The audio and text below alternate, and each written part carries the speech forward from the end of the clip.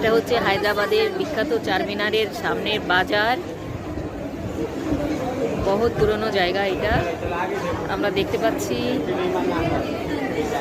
রাস্তাটা একদম গিজগিজ করছে ভিড়ে।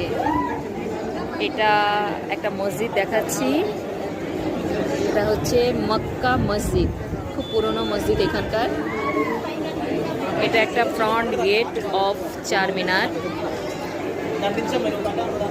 মসজিদের একটা পার্ট, কিন্তু বলছে এটা একটা হসপিটাল হয়ে গেছে, যেটা লেফট সাইড। এটা চারমিনারের একটা সাইডের ভিউ আমরা দেখতে পাচ্ছি। প্রচণ্ড ভিড় আর খুব সংকীর্ণ সিঁড়ি। সিঁড়ির যে লাইনটা, সেই লাইনটা এখান থেকে স্টার্ট আর অনেক লম্বা লাইন।